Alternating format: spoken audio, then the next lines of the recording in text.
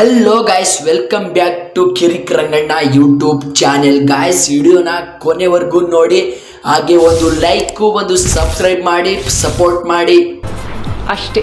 ಕೇಂದ್ರ ಸರ್ಕಾರ ಮತ್ತು ತಮಿಳುನಾಡು ಸರ್ಕಾರದ ನಡುವೆ ಮತ್ತೆ ಈಗ ಭಾಷಾ ಸಂಘರ್ಷ ನಡೆದಿದೆ.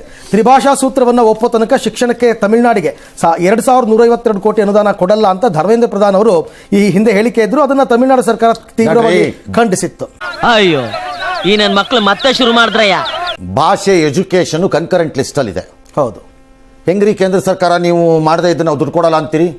ಏನ್ ನಿಮ್ಮ ಮನೆ ಜೀತದಾಳುಗಳ ನಾವೆಲ್ಲ ರಾಜ್ಯದವ್ರಂಗಾರೆ? ಹಂಗೆ ಹೇಳಕ್ಕೆ ಬರಲ್ಲ. ಜೀತಾನ ನಾವು ಕರ್ನಾಟಕ ಕತ್ತೆ ಕಾಯ್ತಾ ಇದ್ದೀರಾ ಈ NEP ಮತ್ತು ಲ್ಯಾಂಗ್ವೇಜ್ ಪಾಲಿಸಿನಲ್ಲಿ? ಏನ್ರಿ ಮಾಡ್ತಿದ್ದೀರಿ ಸಿದ್ದರಾಮಯ್ಯನವರು? ಎಲ್ರಿ ಆ ಎಜುಕೇಶನ್ ಮಿನಿಸ್ಟರು ಯೂಸ್ಲೆಸ್ ಫೆಲೋಸ್ ತಂದು ನಮಸ್ತೆ ಸರ್. ಏನ್ ಮಾಡ್ತಿದ್ದೀರಿ? ದಕ್ಷಿಣ ರಾಜ್ಯಗಳು ಒಂದಾಗಬೇಕು. ಹಿಂದಿ ರಾಷ್ಟ್ರೀಯ ಭಾಷೆ ಅಲ್ಲ.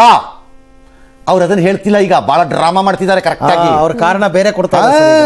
ಬಹಳ ಇಂಟೆಲಿಜೆಂಟ್ ಆಗಿ ಮಾಡ್ತಿದ್ದಾರೆ. ವಿದೇಶಿ ಭಾಷೆಯ ಮೇಲೆ ಮೂರನೇ ಭಾಷೆ ಯಾವ್ದು ಬೇಕಾದ್ರೂ ತಗೊಳ್ಳಿ. ಹಂಗಂದ್ ನನ್ನ ಬಗ್ಗೆ ಕೆಡಿಕೊಂಡು ಬಾಯಿಗೆ ಗೂಟ ಇಟ್ಬಿಡಕಿಲ್ವಾ?